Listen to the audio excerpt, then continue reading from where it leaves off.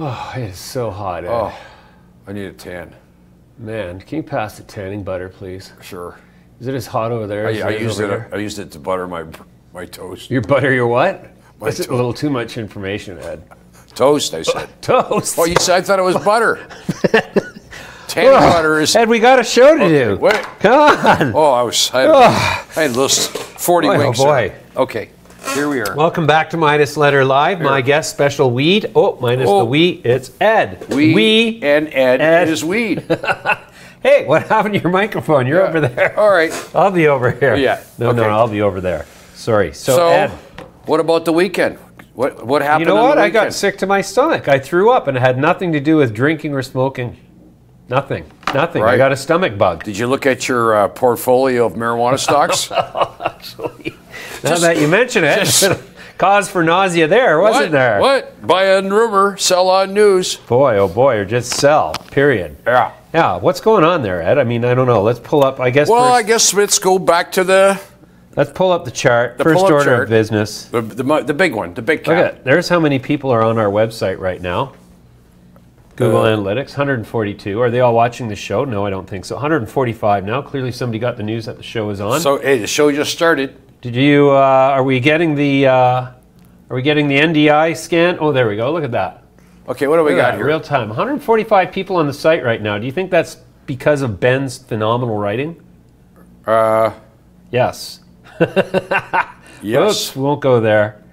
That's an article I'm working on, but here's the chart for the day that we want to open the conversation with, Ed. Yeah, okay, let's look at the chart of the day. This letter's a little bit Chart slow. of the day, that'd be the COD. At least we have a website today, not like last week. Yeah, look at this. Look at this. This index is flying. Look at that. It's, let's cut down to the 1 month window. What I'm trying to understand here, why is... Full screen. Why is this index up so dramatic? This can't be right. Well, I'll tell you why it's up, Ed, because last week we just finished our post-quarter adjustments to the index, which added another almost $1 billion in market cap to the index. So that's why the chart looks a little wonky. Is there a little chicanery going on here? Well, not really. We just actually what we did is we eliminated the companies that were no longer above $500 million in market cap. And added the ones that were? And added the ones that were. So don't forget, we came to market in the last quarter with 2 companies that promptly achieved better than $1 billion market cap, those being MedMen and the Green Organic Dutchman. So suddenly we had two companies above $1 billion, and we lost 2 that were well below 500. Thus, the spike that shows, nevertheless, the market being down. And so that's why you're seeing that discrepancy. Yeah, which makes the chart possibly a little less valuable than normal. Yeah. Well, let's look at some of the individual issuers here. For instance, I'd like to look at weed. Weed being the biggest. There we go. There's Here it comes. Any minute now. 1.24%. We'll pull up the full screen. And we'll knock it back to the 6-month look, or do you want to keep the full year look? I like that. Well, I think that, that definitely suggests that there's some overhead resistance, and like we've talked about this, right, viewers? We've sold off here on bigger volume back in January, February, fairly big volume at the end of July, and look, we're under $39 now after reaching 48 recently. And so, what are you saying here? I tell you, I don't like this action over here. This little, it's not leaving here. And if it rolls over, and maybe we need to put up some moving average lines. Look at the same thing happened after the value catalyst in January. Big sell-off on the profit. Whoa, look at this. Yeah. Look at this big And it looked like it was game over and lights out back then, but what do we got? We got the same thing up here. We got the same thing up here. In fact, one might argue that, the recovery is happening almost exactly as it did back in there. So, I mean, what's that tell you? What's that tell you? If you ask me, it looks like it's shaping up for another move even higher. When's the next value catalyst that could catalyze a look like that or a look like that? That's October 17th, 2018, when it actually starts to get sold in the stores. Because you know what happens then? all those big banks, all the chartered banks, all the big funds sitting on the sidelines right now can now come wading into the market because it is well and truly legal in a G7 country for both recreational and medical purposes. Just saying. Just saying. Well, I guess only time will tell, but I'm suggesting we've got further weakness to go here. You think?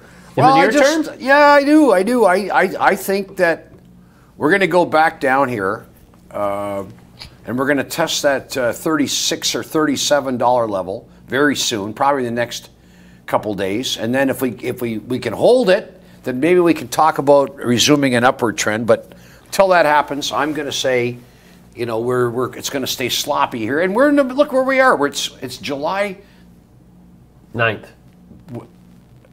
Anybody on holidays right now? Have you seen downstairs in the Exchange Tower? I walked in here at 10 o'clock this morning. I thought it was Saturday. I thought it was closed. Like what? I thought it was July 1st. It's no, 1 I know. week later. No, there's anyway, one thing about this neighborhood. When the good weather hits and we're in the doldrums of summer, you will see it in no better visualization than in the mall, in the Exchange Tower, downtown Toronto. Perhaps we should be doing a show from Muskoka. Well, you know, Ed, from that nice bar there on Lake Joseph. The Lake Joseph Club St. Joe. That's not a bad location, actually. You know what? I think a lot of riffraff hanging out there. Not a lot of riffraff. A lot of riffraff. Really? Actually. Well, it depends what you mean by riffraff. Yeah. I mean riffraff in the most endearing way. Yeah, but certainly not the locals. No, the locals are not riffraff. No. They endure the riffraff. Who'd be the riffraff? People like us trying to get a few drinks? The Bay Street types. Coming up few there, free drinks? Pitching their book. Here, buy my dinner and I'll give you a couple of stock tips. Yeah. Now, unfortunately, it's not quite that, what's that word? Unctuous? Unctuous. It's not that unctuous in our world. Unctuous means oily, doesn't it? It does. Interesting. Does my skin look a little oily today? No, just not kidding. at all. Not at all. Okay. You look like you've been out in the sun, though. I've been in the sun and I'm relaxed. I've had a big weekend of beer. Oh, so you drank a lot of beer this weekend? BYOB. BY.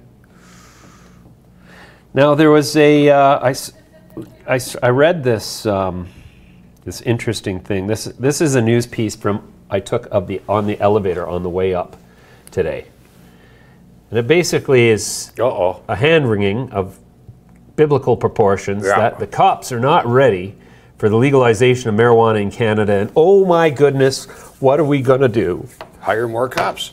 Well, and but again, so the big complaint here is that they're not ready to deal with the influx, they're not ready to test for the presence of cannabis in drivers. Have you ever driven high? I've driven high many times, Ed, and I can tell you that the only risk I run is of going too slow. What about, would you drive high on the highway? Well, at this point, no, I feel like I'd be setting myself up for a target. I'm referring to decades and decades ago. Long time ago. Yeah, we used to go out in the country and we'd actually go driving around. You and probably get high. weren't old enough to know if it was legal or not, so you probably... Well, we knew it was illegal, but we also sensed innately that it was wrong to be illegal because this was the bud that was showing us so much more about what was important in life. Mind expansion. That we elected not to go to school, but to spend our time driving around smoking this stuff. Yeah. No, so there you have it. I guess that makes me subversive. You know Terry Booth, CEO of the second largest... Aphria? No. Second largest... Aurora Cannabis. Aurora Cannabis. Sorry, Terry.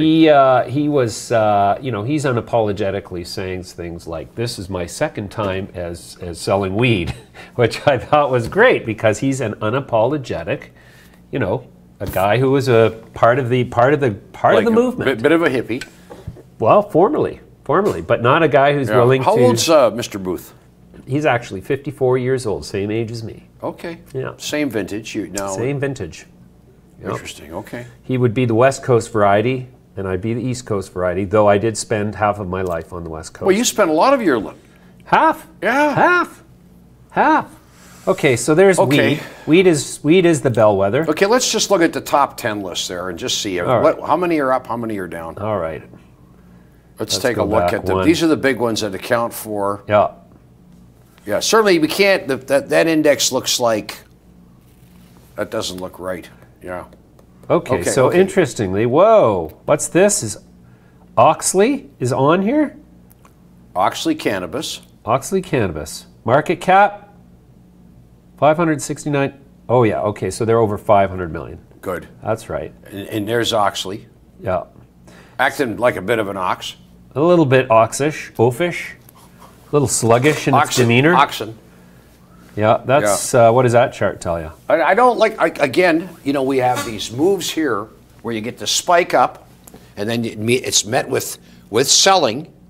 And if you just count the days in here, 1, 2, 3, 4, 5, 6, 7, 8 days here. Yeah. 1, 2, 3, 4, 5, 6 on this side. This looks like it's getting more comfortable. You know, I hate to say it, but there's a discernible trend there. And if this starts to fail here in the next little while, this level here, which is right around $1, I believe. Yeah. Oh, there's the dollar, so maybe $1.05.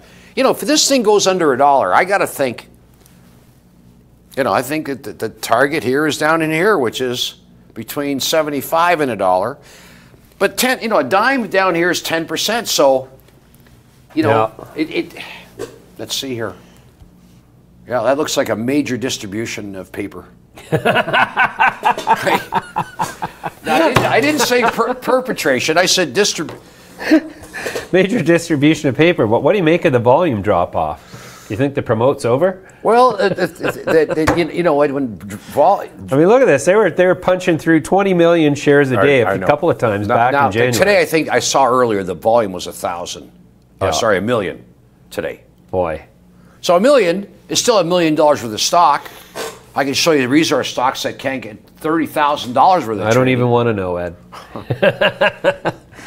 All right, so that's Oxley. Let's go back to the list again. Okay, volume 778, but I think on all the exchanges it's over 1 million. So look at this. Can Trust down 20 cents. I was talking to a fellow who's a pretty big shareholder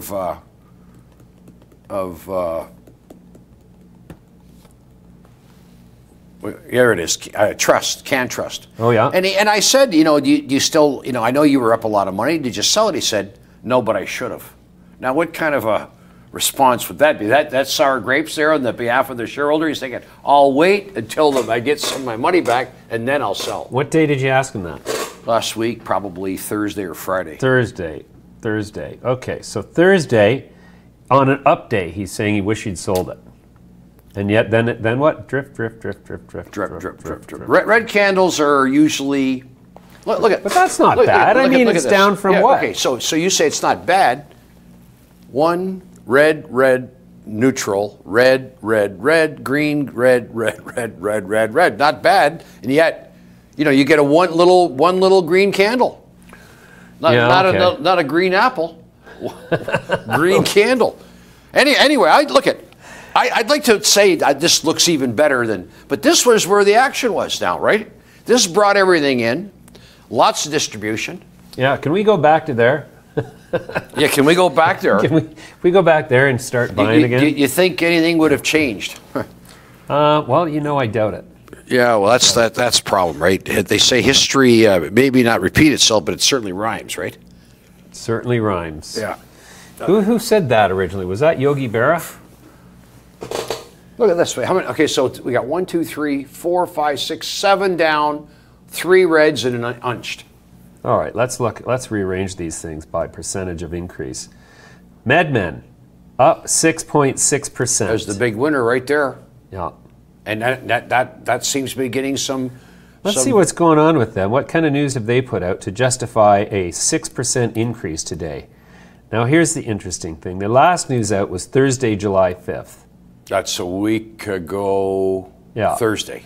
So what could possibly be justifying the increase in interest in volume today? I'd like to know how many shares are available for free trading right now. In other words, a lot of these things, there's a lot of shares, but they're tied up in escrow agreements, et cetera, et cetera. Well, here's the thing, Ed.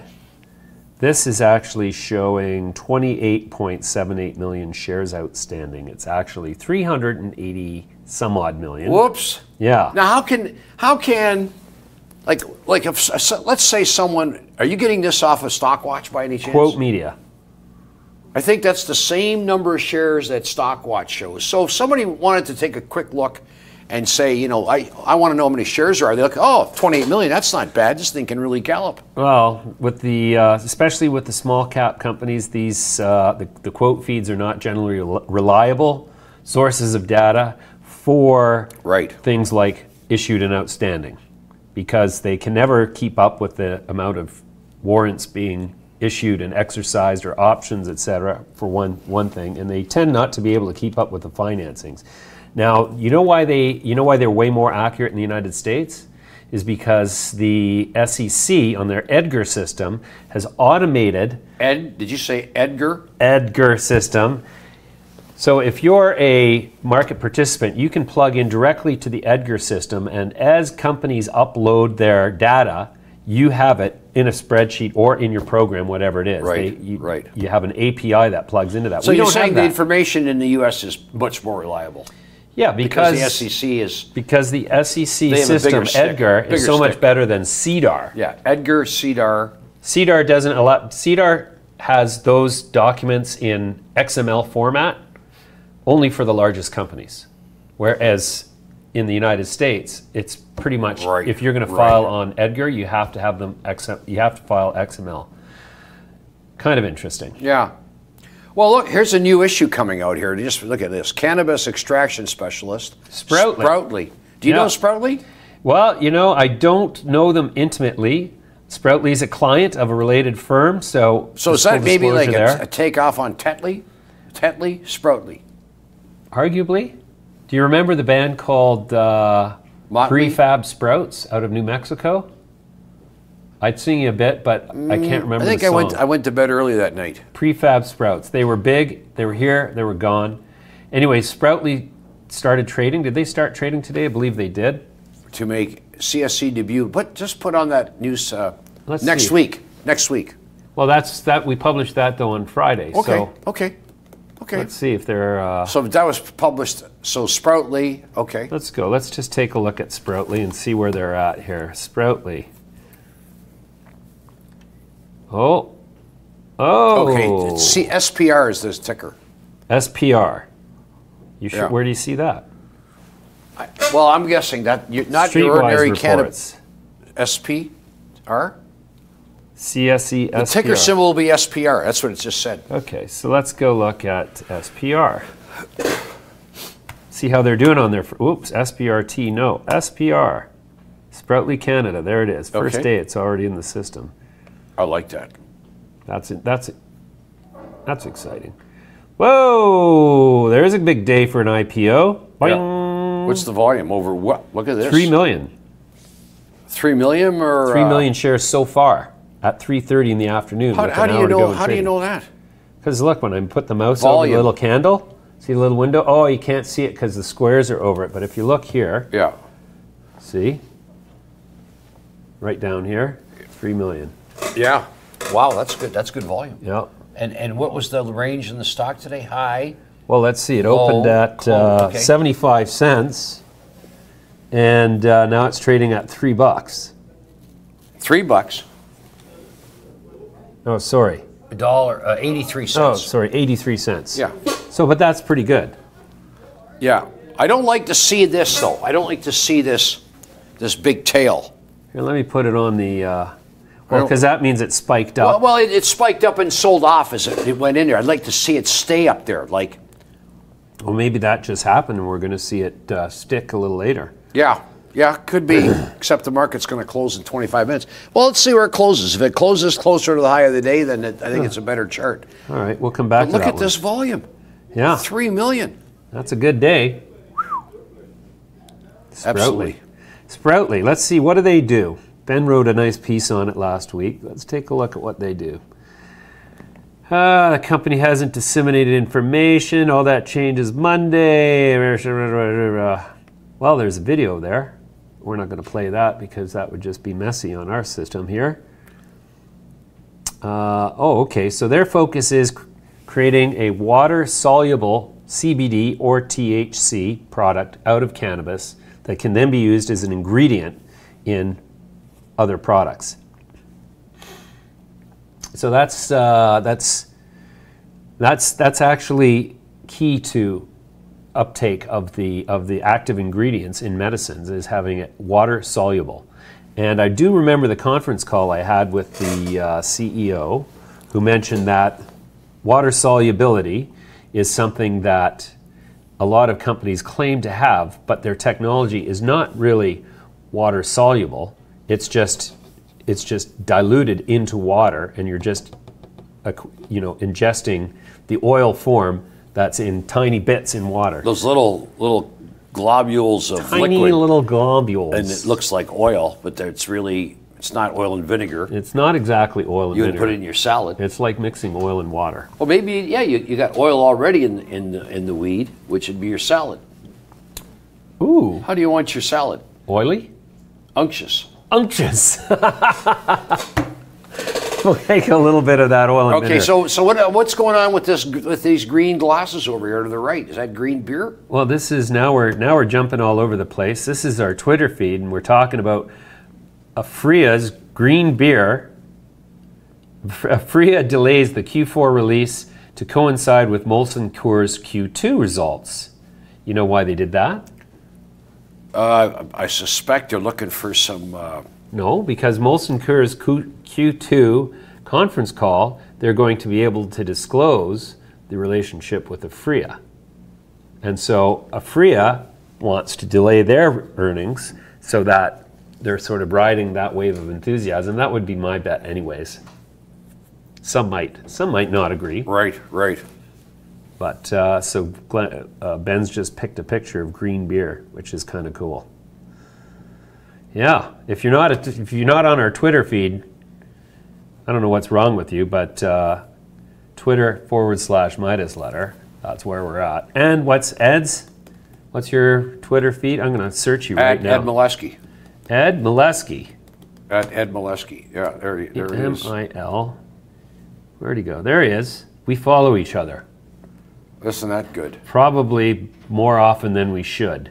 So Ed Milewski's Twitter feed is Ed Milewski, that's Milewski, and it's not pronounced Milewski, right, Ed? It's like the W's in Europe are never pronounced like a W, they're pronounced like a V. Huh. Like So it should Wagner. be Milewski. Like Milewski, yeah, that's exactly right. Oh, but we don't, the V is silent in Canada? Yeah, you don't couldn't get the V into the country? You don't say Wagner, the great composer Wagner, you say Wagner. Well, I don't. I say Wagner. Well, you're wrong. It ain't Wagner. It ain't Wagner. I don't mind being wrong. Yeah. Anyways, you know what we haven't done here yet? Okay. We haven't acknowledged our online audience, so I'm going to go and see what's going on over here. Here's the YouTube show, and we'll put the Facebook show over here. Facebook. Okay. Oh, there's Facebook, but it's not on the right page. That's not us, is it, Ed? Here we go. Facebook. There's you and me. Oh, Stefan Mueller's here again. Glenn B., 6 others. Zavala Trujillo Victor. She sounds like a distant relative of mine. Ralph Bigger. Well, I think I've met Ralph before, but I think it was a while ago. I do remember meeting Ralph. Kyle Gonzalez, Daniel Everest, Christine Millette. Hello, everybody. Welcome to the show. Welcome to the show. Woohoo! Now let's go over to the, Zowie. Here's the, we don't actually want to listen to ourselves in latency.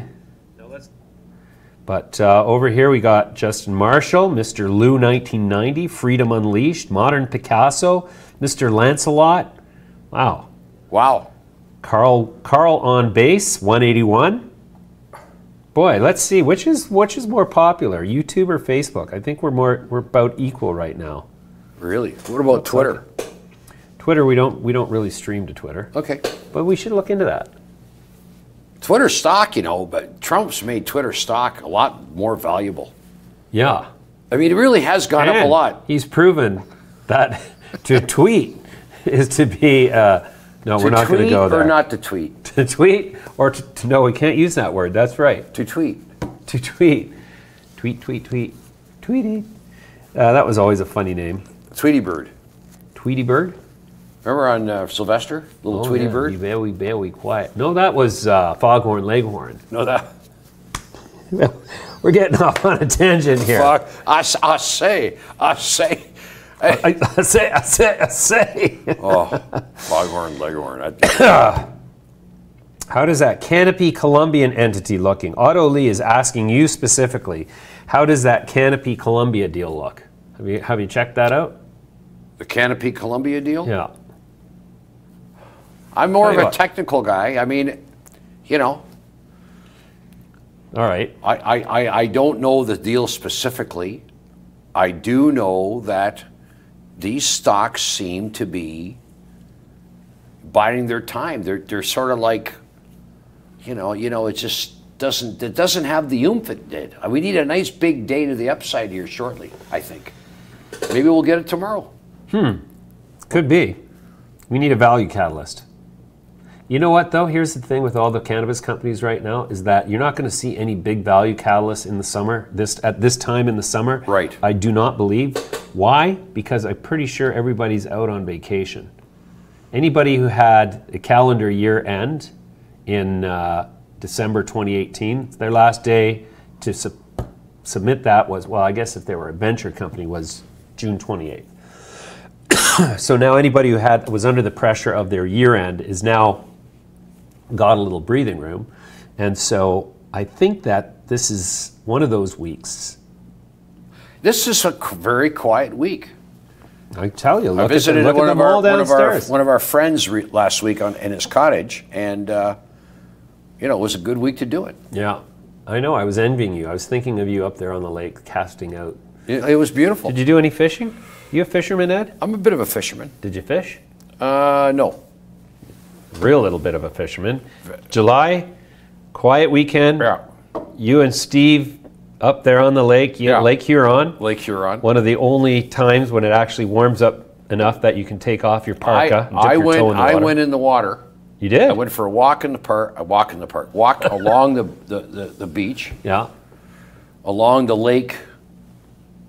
lakeside. Yeah. I guess you call it the lakeside.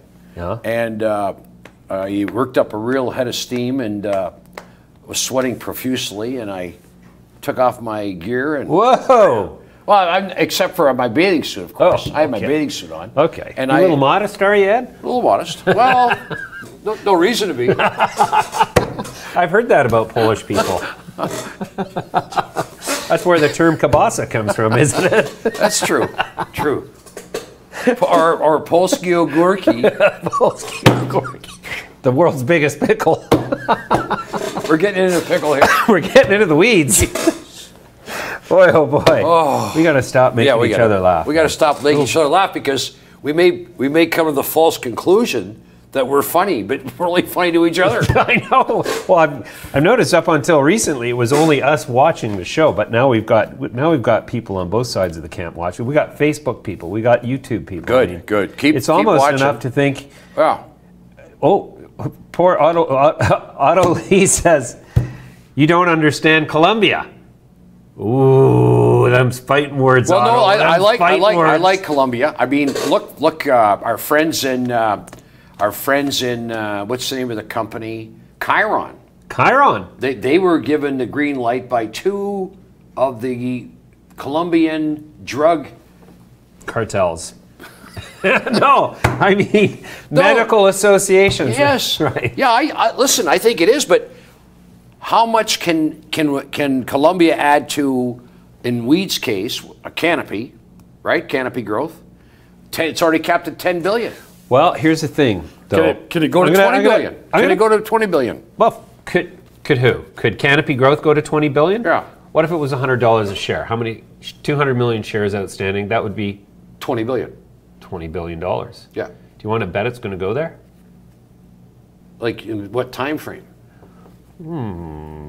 I'll say 5 years. 5 years. Well, 5 years. I wouldn't make that bet. You wouldn't make that bet? No, I wouldn't. Because you could see it going there. Well, like anything can happen in this crazy world, but it's not going to happen unless we start to see a change in the structure of these charts. Well, what about all these lame-ass guys who are going to have a hard time raising money once the industry's chock-a-block, especially when the U.S. goes legal and all 50,000 growers there start to line up to get licenses. But every time a company goes public, doesn't it dilute the whole system? In other words, it just creates more capacity. Until the consolidation happens. Yeah, okay. Right, so that's what's going to happen, is the price of marijuana is going to come under pressure. I'm not saying next year, I'm not saying the year after. At some point, we know it's going to come under pressure because it's as easy as to grow as canola.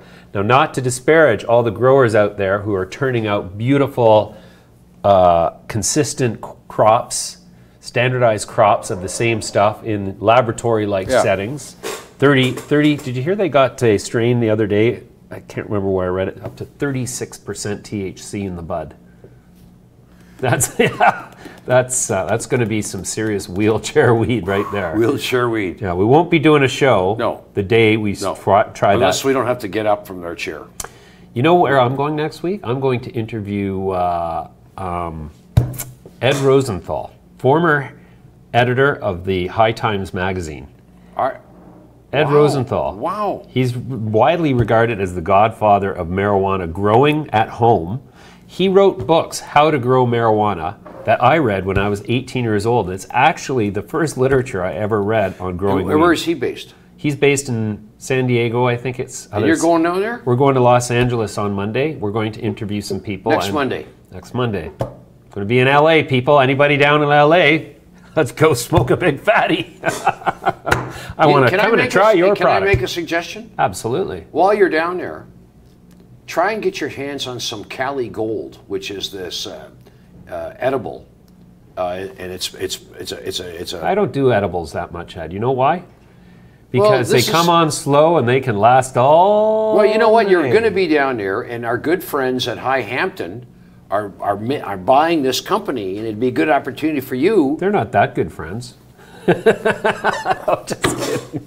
Let's say you're mortal enemies over at High Hampton. No, they're not enemies. They're my friends. Okay, I was joking. Okay. Yeah, so it's Cali Gold. Cali Gold. Yeah, and K-A-L-I? C-A-L-I-G-O-L-D, Cali Gold. And be careful not to take more than one little... Candy? Because they're like little squares, right? Okay. Like, don't do what I did. Don't do what Ed does. Yeah. Anyways, Ed, we're going to cut to an interview I did earlier with my good friend. Who was it that I did it with on screen earlier? Oh my gosh, I can't believe it. Sorry? Ben Ward. Oh, Ben Ward, yes. Ben Ward. Maricann. Right. You know Maricann?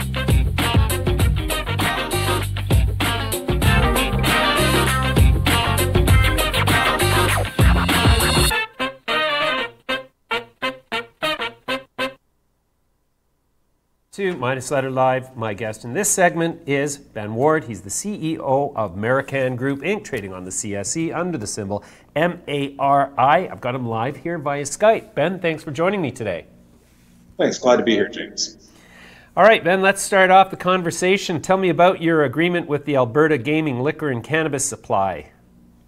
It's a great preliminary agreement for us for the first 6 months, 3,375 kilograms. I think we punched well above our weight in gaining a solid contract in Alberta, and I think it speaks to the quality of the product and the brands that we've developed. And there's a demand for our product, including rare dankness for the recreational market. So the team that we brought in from Diageo has been working very well with all of the provinces and expect a lot more from us. And we have an opportunity to restock that order and then to increase quantities for next year with Alberta. That 3,375 kilograms, is that a take or pay arrangement? And if so, what's the price per kilogram they're going to give you? We're not allowed to disclose price, but it is competitive with the market. And I wouldn't say it's a take or pay. They'll restock as necessary. Just like you have in the alcohol market, you have churn of product, and it's a matter of how much product moves on the shelf. So we're confident in our ability to move that amount of product through in the first 6 months of rec, and then to add to that in the future. Okay, so you said that you're not allowed to disclose price, but it's competitive. Are we to infer from that all of the suppliers to the Alberta Gaming Liquor Cannabis Board are basically being paid the same per kilogram? It's all based on SKU, so you can submit your SKU list and then submit the products. And I don't think there's any real lowball groups in there. The site visits and things that provincial suppliers have done, they're looking for quality of supply. So I think that, if you're looking at the pricing, I think that everyone's competitive, but mainly it's based on your ability to supply quality product to the market. Said that you'd brought in a group from Diageo. I don't know whether I missed the press release. Can you outline who you're talking about exactly there? What's the nature of that relationship? Yeah, our now VP Sales and Marketing was the head of marketing at Diageo. And then we brought in our sales director, who was also the sales director for Western Canada at Diageo. So we have a group that's experienced in working with the liquor boards, understand what they're looking for, the supply chain management agreements that are supposed to be put in place, and essentially they speak their language. So great relationships that are already existing, and talented and understand the requirements for not only supply and initial listing agreement, but then also for delivering the product and then churning the product on the shelf. So it was a great addition to our team, bringing in Jeff Kozar, who's the head of marketing at Diageo, and then Sanjay Patel, who was the sales director for Western Canada, and then some more individuals as well. Yeah, okay, so for the audience members who might not know, Diageo is the company that owns the brand and distribution for brands like Ron Bacardi and Tanqueray Jim and Captain Morgan Rum and Don Julio Tequila, and among the whiskeys, Johnny Walker, Crown Royal, Seagram's, then there's all kinds of other, Talisker, Lagavulin, Oban, Bailey's and Guinness, my goodness. So to say that they are well entrenched in the global liquor distribution infrastructure is the understatement of all understatements. Yeah, it really is. These people have world-class talent and experience, and they were looking to move out of the alcohol world into the cannabis world, and we attracted them to become members of the Maricann team. So their background is with Diageo and other groups, and we brought them in because we saw this is where the market's moving, and you need the same groups that understand the alcohol distribution world. So they are happily employees of Maricann now, and we're thrilled to have them on board. Yeah, you bet. Okay, so update us a bit. You put out a corporate update on July 5th. You've got your Langton facility expecting to turn out 706 kilograms per week at Langton. Is that Langton, Ontario? Yeah, that's our main production facility in Langton, Ontario, and our expansion is going well. The first area is now licensed, and by November 15th of this year, we'll have 706 kilos coming off of the line every week in a perpetual grow, perpetual harvest model. So with phase 2 that we're building out, that'll be ready and commissioned, if all goes well, as of February 1st next year, and then we're looking to have that product online, which is an incremental additional 1,412 kilos every week coming off the line for a total production of 2,118 kilos per week coming off the line. So our expansion is going extremely well. Product is moving ahead, and we're looking to be able to have significant capacity online to supply all these agreements. Wow. And in your German operations update, you've completed a retrofit of 49,000 square feet at Ebersbach. And that's for importing cannabis from Canada to be repackaged and sold into the German market? Yeah, that's exactly what it is. It's our own import and distribution license. Aurora made the acquisition of Pedanios, which turned out to be a great move for them. They're distributing product now in pharmacies in Germany and in a few other locations in Europe. They paid a lot for that acquisition. We essentially retrofitted 50,000 square feet of our facility, and we hired the individuals who have the capacity and ability to gain the license that we need, which is for narcotics import and wholesale. So we brought those people in, retrofitted the facility, and we'll have a start later this year on importing our own product and distributing it within Germany. And we have a relationship with the distributor there to be able to move the product. So sometimes it's more beneficial to be the second mouse, as the second mouse gets the cheese. So in this case, we think we'll be successful in building out the German market through our own efforts and not having to make an acquisition at that point. Yeah, and the Malta thing is really intriguing to me because Malta is, essentially in terms of the size of a country, it's microscopic relative to the rest of Europe. So what is the significance of the Malta deal? Yeah, you have to look at Malta as being the most regulatorily advanced framework in the world. In Canada, we create cannabis flower. We can now in the rec market create pre-rolls, other types of things like that. We can make our own THC distillate, which we do, but it's for research purposes. In Malta, we're able to take cannabis flower, extract that, and then really make the building blocks of all cannabis products, which are made from isolates or distillate of products. So we can fractionate, we can make pure THC, CBD, CBN, CBG. Then we can combine that with our VesiSorb drug delivery technology, really deliver quality products that physicians, because Europe is a medical market, understand, dosage regulated, that have greater absorption. So Malta is really fast forward to the 5 years down the road from what Canada may be from a regulatory framework, but we can do that now. So taking products from Canada, exporting those to Malta, doing all of the extraction, distillation, isolation, finished dose manufacturing, and then opening up those products for the rest of the world into Germany, into Switzerland, and into the rest of the EU. Wow, that's intriguing. So it gives you a chance to sort of get a lead on advanced product development for the European market. Yeah, we have all of the products that are ready and available with VesiSorb, our partner, and then being able to actually make them is the big plus without having to move through further regulatory hurdles. So it's moving ahead what we believe Canada will look like, whether it's 1 year, 2 years, or 5 years from now, but doing it in a full EU member state and then being able to move those products to the European market. Sure. Ben, I have to say in that, I talked to all CEOs in all companies or all the ones that matter anyways, and, the rate of development within Maricann, especially in this last quarter so far, has really been, impressive and surprising. I'm wondering, in your interpretation, why do you think the share price has sort of languished and just sort of drifted sideways over the last 2 or 3 months? Yeah, I think there's just still some overhang from what happened in February. The company is fine. The company has moved ahead. We've executed on our business plan and made further additions. So we think that once the market understands what we're doing, and you're an integral part of that, helping to deliver the message of what Maricann's doing, we think there'll be a response coming in again.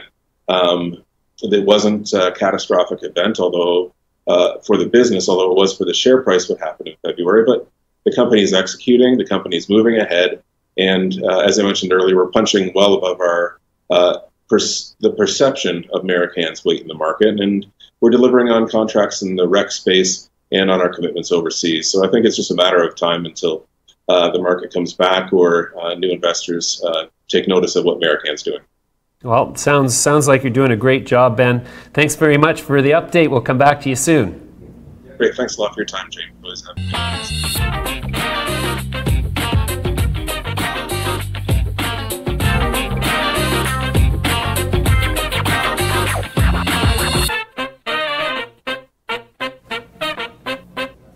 Maricann, what do you think? What are you thinking? What do you think? Well, I'm thinking, so they went through this regulatory dark phase, we'll call it. Two of their directors front ran the placement. Right. And they got their hands slapped for that. Yeah. And the regulators also disclosed to the Globe and Mail, who in their normal sort of sensationalist manner blew it out of proportion, pointed out the fact that he had a regulatory issue in the past, which at this point was unresolved. So generally, if the regulator comes at you and nothing happens, does that mean it's not resolved, or does that mean it's over? So that's the thing about the regulators, is they don't actually give you a letter and say, here you go, sir, here's a clean bill of health, which you can now... When did that happen? Show me on a chart where the bad news came out. Was that back in March? Here, Ed. Right How there. does that look? Right there. Right there. Right there. You see the big gap? And then we rallied back here, but we couldn't get back into... And then new lows, and now going sideways. Yeah, so there was an effort to recover that was not successful, and then it got caught in the lift and drift. In the downdraft. In the downdraft, swept up in the downdraft. That DD, I don't mean due diligence. No, sir. So anyway, that's what makes this thing a buying opportunity, because at the end of the day, the two directors have resigned. What are you saying? Technically here? Well, I'm just saying. We're at a crucial level right here. Because these things aren't accurate. All I'm saying is you got a new low set here from way back here, like almost a complete distribution. Yeah. And now it's holding on, but it's got to get going, because if it starts to roll over here and it gets and breaks these numbers in here, that's not good. No. I'm not saying it will, because it hasn't yet, but I'd like to see. It'd be nice if there could be some resolution to the upside. That's what I'd like to see. Okay, and the markets usually know things in advance. That's why I like charts, because what everybody knows is already reflected right there.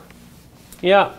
Well. Anyway, just saying. So this, if you were to ask me, the market knows that everybody back here is sitting on a shit ton of money from the upside, and they're all taking the summer off. And they're selling a little bit of ducats into the vacation season because they all want to capitalize a vacation on the Riviera. A couple of ducats. Like the French Merchant of Venice ducats. The Merchant of Venice. The quality of mercy is not strange. No, never mind. We're not doing Shakespeare. You know what? No more Shakespeare. No more. Okay. No more Shakespeare.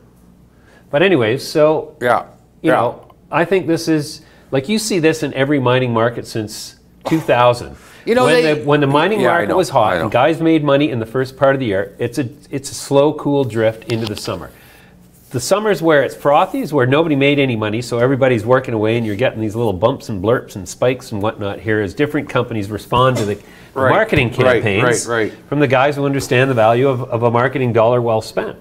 So, I don't know. I think Maricann, against all of those things that Ben just elucidated, the indication to me is that you compare what they're doing and put that against what some of the bigger companies are doing. Right. And I think you got an opportunity. How many remind me on the number of shares here? How many shares outstanding? Well, let's see. We're going to have to bring up the... Whoa. Going to have to bring up this other page. Okay, so now I remember this. There was somebody that the principals were plowing out their shares and taking out money. Did anybody get charged with anything? No, not yet. 133 million shares outstanding according to this. Who knows how accurate or updated that is. But no, the two directors resigned at the request of the company. Right. Because obviously that was a dumb move, whoever those directors were. I'm sure Ben was furious, and it gave the media the opportunity to rake up past transgressions, which resulted in a big fat donut for him. So that's why I don't own the stock. They're not a client of any company. They've never said they were going to be. I have no reason to be bullish on them. But I think this is one of the potential sleeping giants, because he's got distribution and production developing in Germany. He's got, deals with the Manitoba Liquor Board, the Alberta Liquor Board. Like, he's got what all the big guys got, but with none of the baggage. So that's why I'm bullish on this.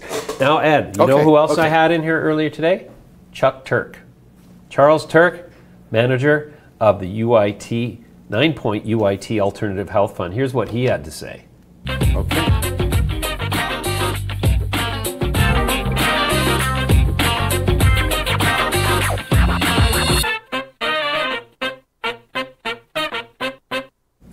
Hey, welcome back to Midas Letter RAW. My guest, you might recognize him. He seems to become a regular on the show. Charles Taerk is the co-manager of the Ninepoint-UIT Alternative Health Fund. Well, good for you. Thank you. It's a team effort. Doug Watterson and myself on the fund. Yeah. Okay. So, anyways, but you are one of the only institutional choices in terms of an active manager that is, buying cannabis stocks. That's correct. And let's touch quickly on why would I invest in your fund in terms of performance? Well, great. Year to date, we're doing quite well. Year to date, we're up close to 10% relative to the index or the large ETFs, which I think are still negative for the year. Right. We're an actively managed fund, and I think that's really where the differentiation starts. So we've been trading in and out of names. We get out of names when we feel that they're more well valued at times. We can sit in cash. We also invest in some privates. So we're giving you a different flavor for the alternative health space, not just cannabis, but other areas in alternative health, such as health and wellness, vitamins, minerals, supplements. Sure. That whole demographic shift. Okay, so clearly you have some names that you consider more attractive at this time in the whole evolution than others, and that changes over time. Yes. So give me an example of one of your favorites now. So one that we continue to see value in is Aphria. And it's a name that has been in the news well over the year. Vic Neufeld is a very well-known executive in the Canadian portfolio or public markets. Right. Used to run Jameson Labs, very prominent in vitamins, minerals, supplements, and a few years ago left Jameson and co-founded Aphria with some childhood friends in Leamington, Ontario. And what we find really interesting about Aphria is it's got all the building blocks that we've talked about in the past. An executive team that has good experience. It's now got the capacity to deliver both for the provincial agreements, the supply agreements coming out, and is poised to go international. And it's a very efficient producer. So it's really putting together a well-executed business plan. Sure, and you recently visited their facility, which, as I visited their facility as well, but my visit was probably 18 months ago. Yeah. And from what you're telling me, there's been a rather comprehensive upgrade of the whole site. Yeah, so we were there also less than a year ago and then came back. We were here there last week. And what we see is a phenomenal progression. They told us what they were going to do, and now they're doing it, which is great to see. When we were there last, they had just 50, 60,000 square feet of growing space. They now have over 300,000 square feet of operational cultivating space. And by the end of the year, this is at the Aphria 1 site in Leamington, they will be at 1 million square feet. So building another 700,000 square feet on to what they currently have. And it's not just the amount of space, but it's the quality of what they're doing in the design.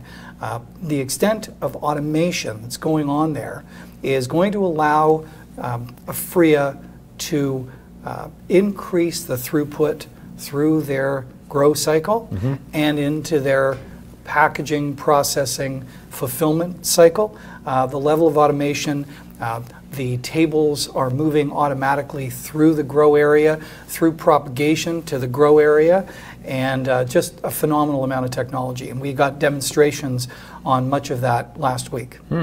Very cool.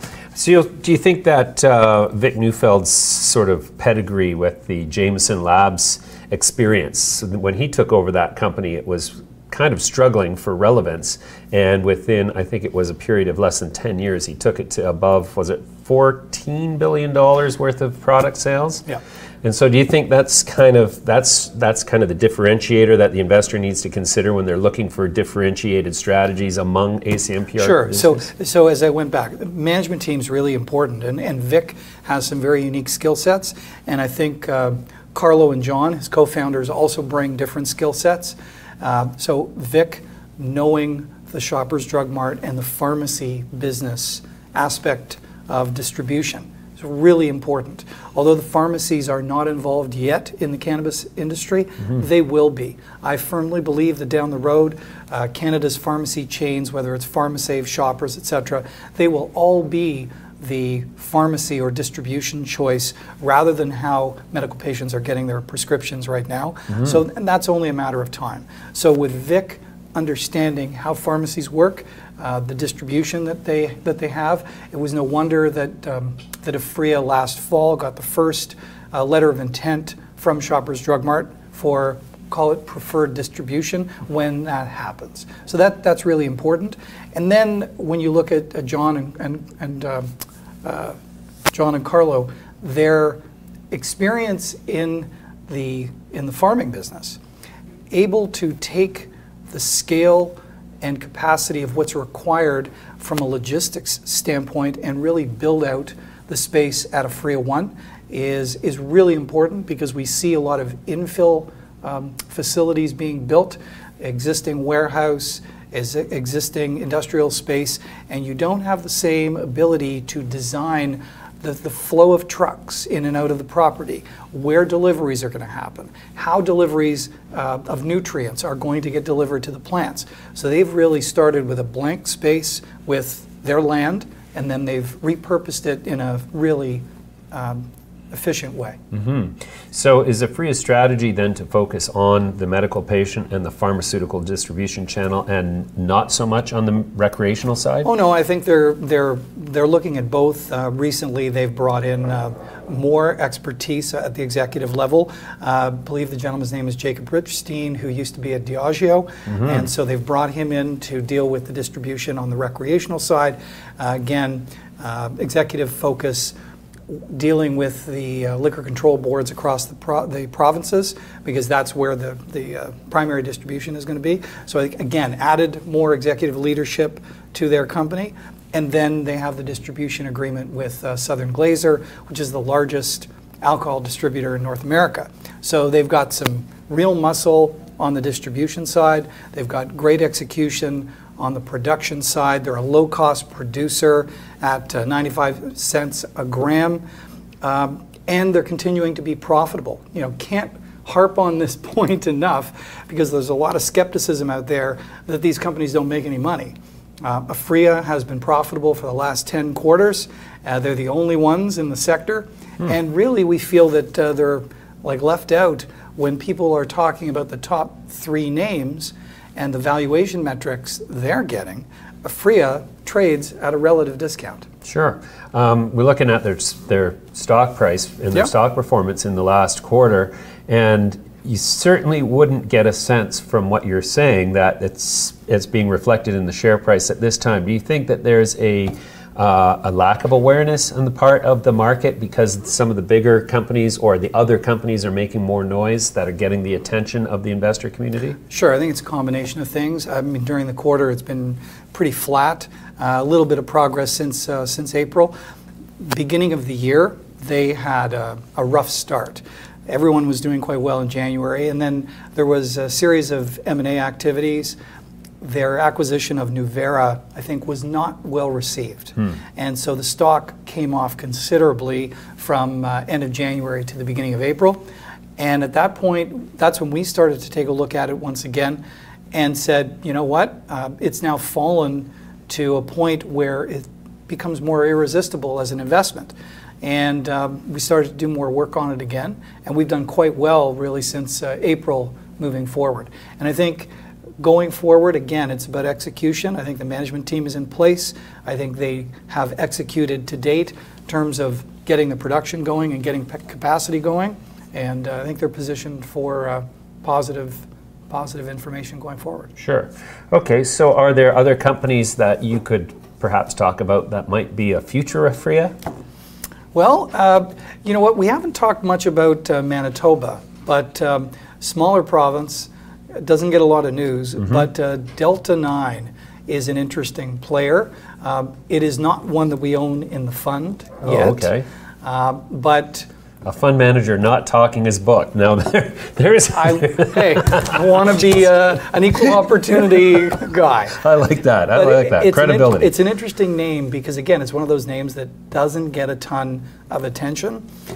Smaller name, smaller footprint to be dealing with. They've got one of the 4 announced distribution deals in the province of Manitoba. They might get some more business west in Saskatchewan or Alberta. And yeah, they seem to be doing things very efficiently. So efficient production, and who knows where that takes them west of Ontario. You bet. Yeah. Again, looking at their performance, especially, they kind of participated in the beginning of the year bullishness. Not really, though. And it's been coming off since then. Again, it's a case of being a smaller company in Manitoba, hard to get the attention of the North American audience or the global audience. So again, perhaps something that's got a lot of compressed value in it. Well, and that's exactly the point.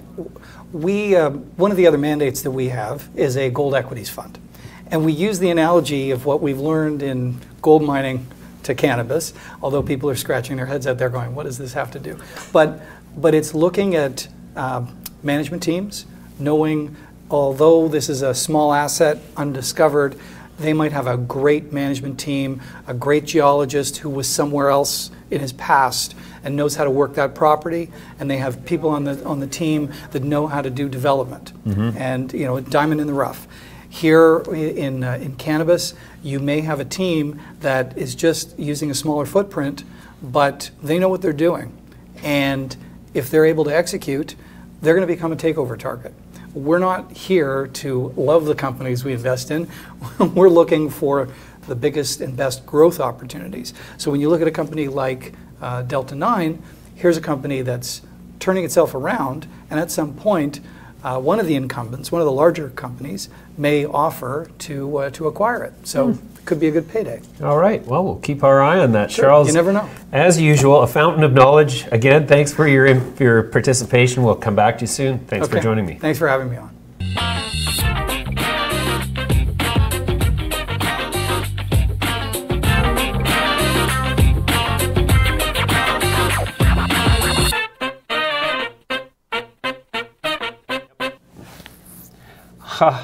What'd you think? Chuck Taerk, he's big on Aphria, big on Delta 9. Might be an opportunity there. You know about Delta 9, Ed? Don't know about Delta 9. Well, you should have just watched. You just missed it. It was right before your very eyes. Yeah. Here's the chart on Aphria. Right. Aphria is, the third largest company by market cap in the space now. Yeah, lots of. The volume, like the spikes in volume, look kind of consistent, right from back in here, which I would guess is 8 months ago or 9 months ago. Yeah. So we got from that when it started to go. So you got lots of volume. Things trades like water, obviously. Yeah. There looks like there's an attempt. Like if you think of like a bubble, usually you look at these things and right down the middle. This is conveniently drawn for us with the steel edging. But anyway, you've got symmetry here, but the symmetry seems to be there's a departure in the symmetry. So this looks like we got some major support here. And if this can't break down from here, I think the next, this does look like it could be building a base to make a move to the upside. That's what it looks like. Yeah. On the other hand, what you don't want to see is this taken out, this level in here. That's major support. Yeah. Well, look at the volume that's gone into that lift. But look at the volume there, and it moves it a little bit. The volume in here, right there, moved it. Of course, it was a different time. There was a lot less. This looks more emblematic of traders trading, short term. Look at that. Look at that. When you start to see the bunch up of the ups and downs, the traders are in there.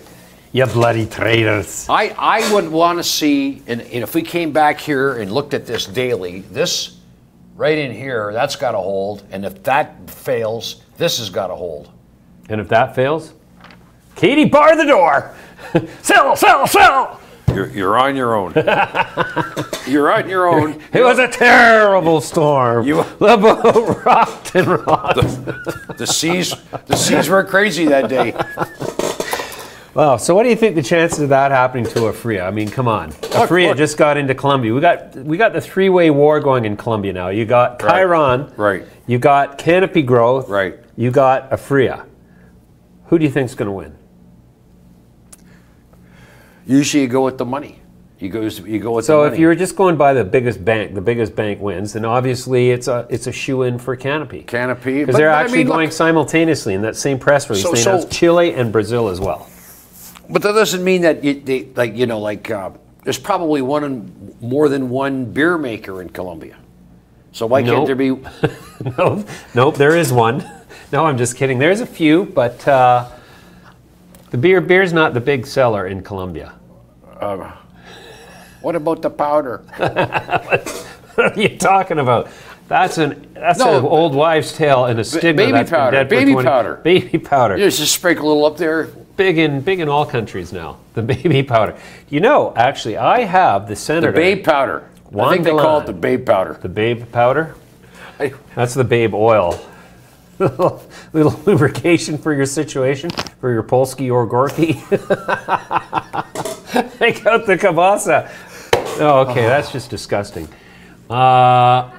We got some laughter in the back room there. We're titillating the... Titillate. Whoa, hashtag me too. Okay, that means we have to change the subject. Okay, let's move on. Let's drive on. Yep. Before one of us gets the hook. One of us gets sued. By the other one. Incarcerated by the other one. That was, all right. Is that a mouse in your pocket? You're no, but happy just to see me. Again, look at this. There's nice deviation here. Whoa. Like if this was just a symmetrical pump, not a pump. What? No. Sorry, if this was a bubble that came to an end, and here we go. Like look at this. See how this is. Yeah. But this seems to be departing with lots of volume, putting on a nice base. I'd like to. Boy, I tell you, it'd be a good time for our readers to step in here if they were, say, in lots of cash. We get over this level right here. See that? We got a resistance, lots of support. The work's done here. All you got to do is pick your side, and whatever way it goes, go with it.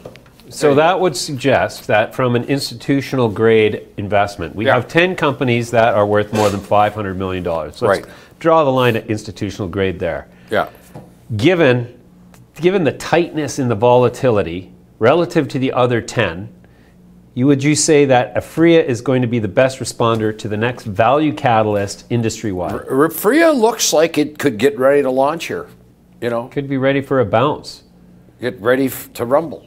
Get ready to rumble. Well, last time actually, you know what? Vic volunteered to come in here next week. Really? Yeah, but I don't know if we're going to be here. Well, you know what? Would you mind interviewing Vic if I can line him up for next week? It depends what day. Because you're not exactly free. Well, I'll be here next week. All right.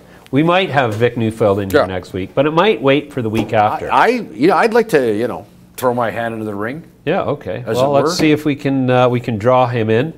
We have George Scorsis from Liberty Health is coming in here on the 23rd of July. Who else do we have? Cam Batley is going to be back very soon. Can I just ask you to move the screen up a little? There's something I want to read here. Yeah, there it is. It says 48 North Cannabis Corp. CEO on targeting FEM. Now, what? Female marijuana market. Oh. Now this is another video that we haven't played this clip in a live stream yet. Okay. Allison was actually my guest host that day. She did a guest host segment with me. She's actually wanting to do this, what you're doing. Really? Yeah, and maybe a different perspective. So she's very ingrained in the cannabis, like in the growing side of things, and on the dispensary side.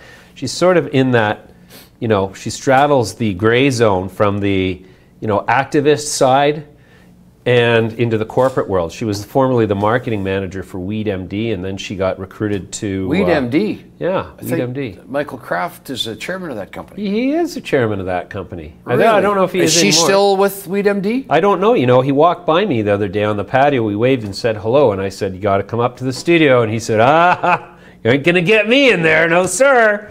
No, he didn't say that. He said he'd come by and see us. But we'll see. I know Michael quite well. Yeah. Travel with him a bit. I could maybe give him a call. Yeah, give him a call. Get him in here. A little moral suasion. A little moral suasion.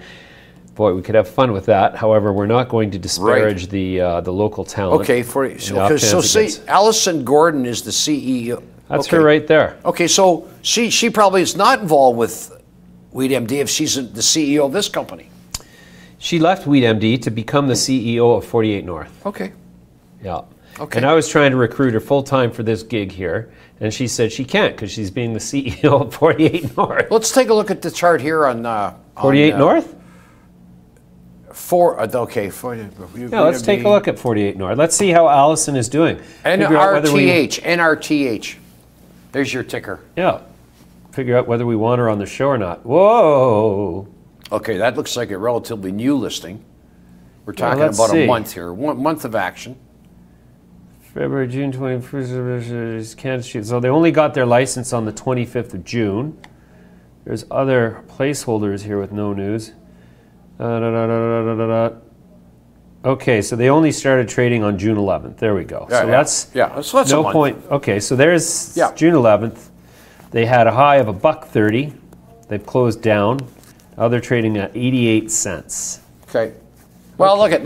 You've got a very narrow band here, very narrow band. Yeah. And we're sort of approaching the low, the first day low. So that probably doesn't mean too much, but you get a sense a lot of these things are drifting.